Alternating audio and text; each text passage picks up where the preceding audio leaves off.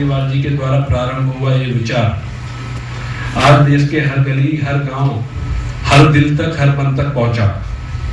बिना सत्ता के, बिना प्रचार के, केवल चरित्र, अनुशासन और राष्ट्रभक्ति के बल पर इतिहास को या तो तोड़ा मरोड़ा गया या उसे चुनिंदा दृष्टिकोण से प्रस्तुत किया गया।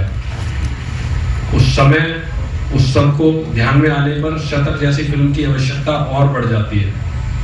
यह फिल्म किसी के विरुद्ध नहीं है, यह सत्य के पक्ष में है। यह फिल्म किसी विचार को थोपने का प्रयास नहीं है, यह इतिहास को जानने और समझने का निमंत्रण है। एक निर्माता होने के नाते मैं यह स्पष्ट करना चाहता हूँ, यह फिल्म लाभ के लिए नहीं बल्कि दायित्व के भाव से बनाई गई है। दायित्व उन स्वयं सेवकों के प्रति जिन्होंने बिना नाम और यश की इच्छा के अपना जीवन राष्ट्र को अर्पित किया। दायित्व आने वाली पीढ़ियों के लिए, ताकि वो जान सके कि राष्ट्र केवल नक्शे से नहीं बनता, संस्कारों से बनता है। मंचासीन श्री सुदीप्तो सेन जी, आप राष्ट्रीय पुरस्कार विजेता फिल्म निर्देशक हैं। श्री उज्ज्वल चटर्जी जी, लोकार्पण के निमित्त यहाँ उपस्थित सभी प्रबुद्ध सम्रांत नागरिक भाई बहनों,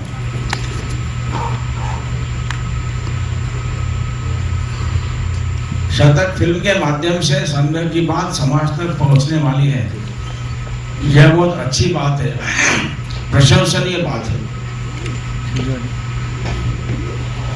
एक सोशल थिंकर ने एक बात कही, संघ की विशेषता 1875 से 1950 तक 75 वर्षों में भारत में जितने भी स्पिरिचुअल, सोशल, पॉलिटिकल कार्य आरंभ हुए,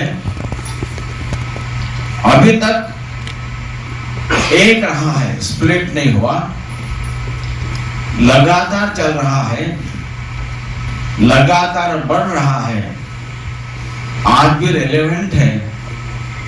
ऐसा केवल संघ है। इसलिए इस फिल्म का जो वाक्य है, ना रुके, ना थके, ना झुके, अत्यंत सार्थक समर्पक है। प्रत्येक संगठन जितने भी कार्य, उनका कंट्रीब्यूशन अवश्य है। खूब अच्छा रोल प्ले किया उन्होंने, कंट्रीब्यूट भी खूब अच्छा किया है, आज भी कर रहे हैं। लेकिन ये तीनों बातें आज तक एक रहे, स्प्लिट नहीं हुए, लगातार बढ़ रहे हैं और आज भी रिलेवेंट है। ऐसा संघ है। इसके मूल में संघ के संस्थापक डॉक्टर हेडगेवार है। उनकी भी 2-3 विषयता में बाद में बताऊंगा, लेकिन फिल्म एक सशक्त माध्यम है कहानी बताने का। प्रमोशंस का आगमन पूजनीय सर संचालक मोहन भागवत जी के हाथों से हुआ था, उनके लिए भी एक बार जोरदार तालियां हो जाए। इसका पहला गीत उन्होंने लोकार्पण का किया, भगवा है अपनी पहचान, जिसको दिल्ली में लॉन्च किया गया था। और आज यहाँ पे हमारा सौभाग्य है कि अब मैं मंच पर उन्हें बुलाने जा रहा हूँ, जो कि एक संघ कार्यकर्ता और इस फिल्म के निर्माता है, बहुत ही बहुमुखी प्रतिभा के धनी मैं कहूंगा, वीर कपूर जी के लिए जोरदार तालियां।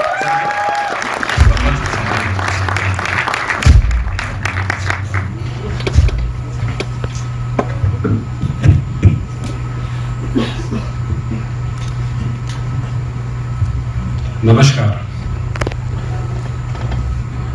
मैं सर्वप्रथम माननीय मनमोहन जी वैद्य का संक्षिप्त परिचय कराना चाहूंगा। माननीय डॉक्टर मनमोहन जी वैद्य का जन्म नागपुर में हुआ। उनकी प्रारंभिक व उच्च शिक्षा भी नागपुर से हुई। एक्चुअली मैं आपको बताऊं कि ये जो रिसर्च हम बार बार बोल रहे हैं, ये रिसर्च ना लोगों ने 100 साल से किया हुआ है। ये 100 साल का रिसर्च है। सो ये जो संघ अपने जो बुक्स होते हैं और जो उन्होंने जीवनियाँ लिखी हैं, हमने उनका तो सहारा लिया ही, उसके अलावा हम इस पूरे प्रोसेस में स्वयंसेवकों से मिले, प्रचारकों से मिले।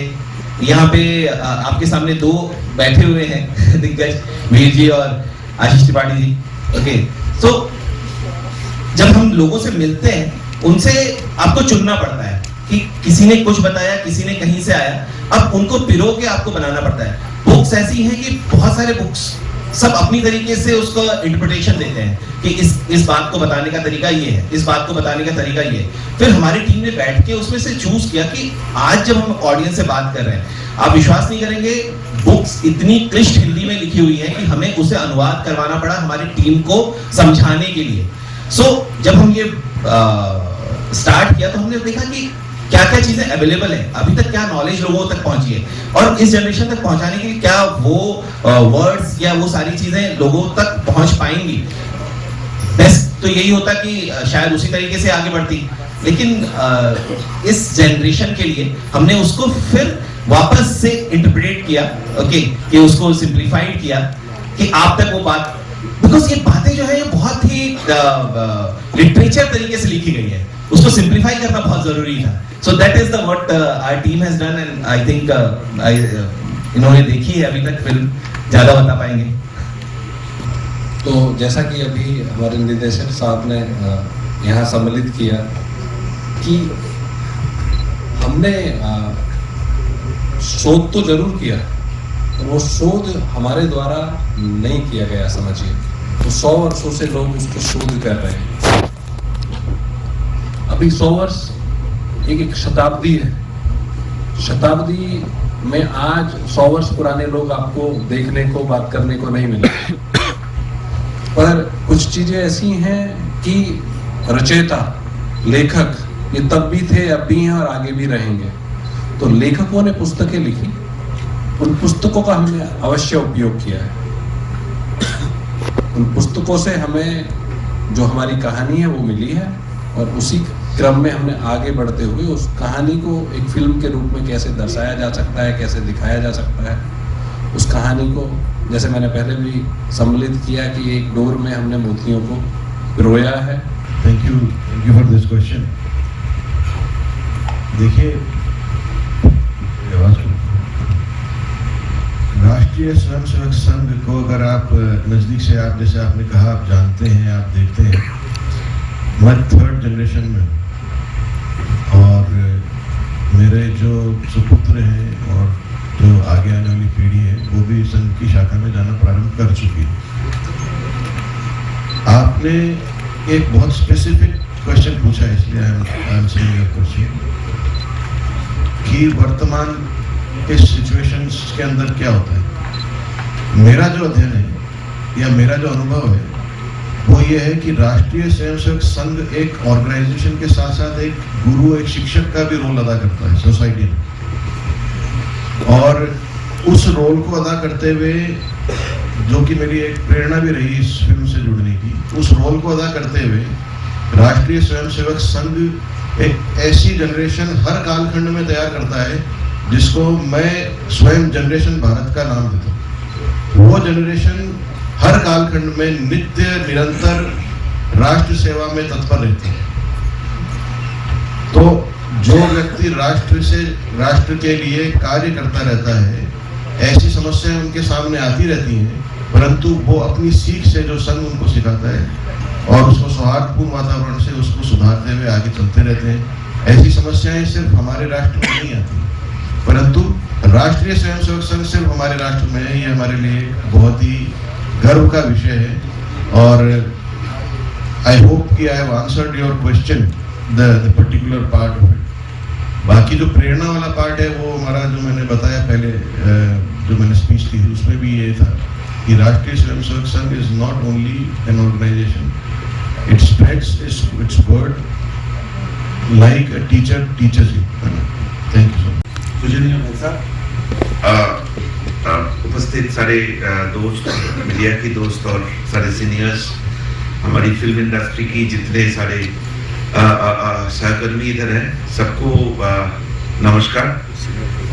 मैं बोलने के लिए नहीं इधर आया था। बेसिकली ये फिल्म जो 27 जो फिल्म रिलीज होने जा रहा है, ये फिल्म करने के लिए मुझे मालूम है बॉम्बे की कम से कम 10 फिल्म मेकर अलग अलग समय पे कोशिश कर रहे थे।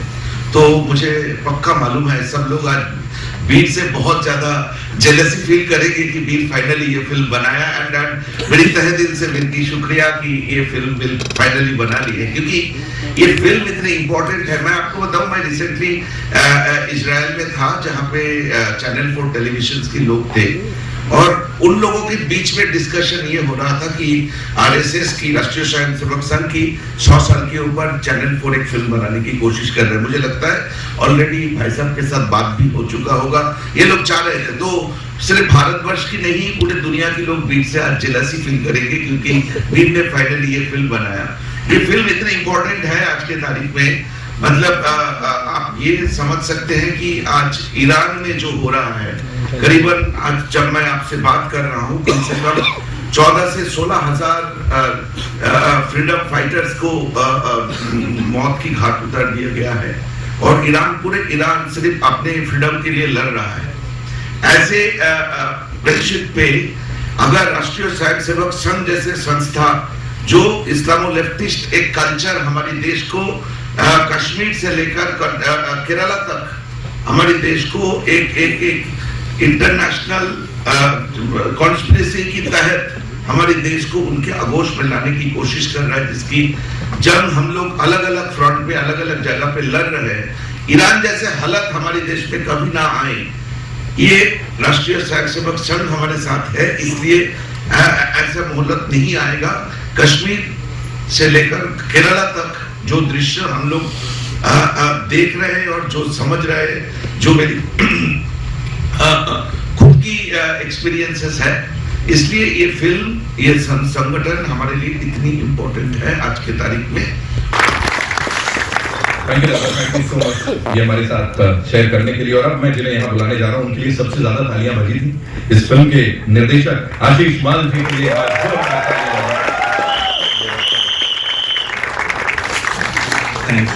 वो तालियां बहुत सारे हमारे टीम मेंबर्स हैं यहाँ पे आए हुए, तो उनके कारण है।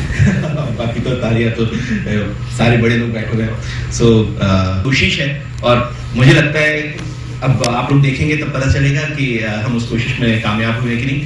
Thanks so much for coming today on this trailer launch. Thank you so much. कि 100 वर्ष तक चलने का त्याग था, संघर्ष था, समझिएगा संघर्ष था, पर समाज का साथ भी था।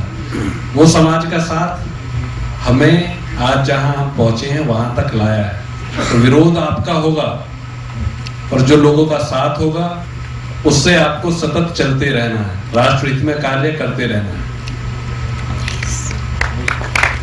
तो आरएसएस और एनएसएस में क्या अंतर है, और क्या ये दोनों एक दूसरे के मतलब साथी हैं? उनके बारे में तो मुझे कुछ कहना या मेरा कुछ कहना ठीक नहीं होगा, क्योंकि उनकी ऑर्गेनाइजेशन, उनके संगठन के बारे में वो स्वयं कहें तो ज़्यादा अच्छा है।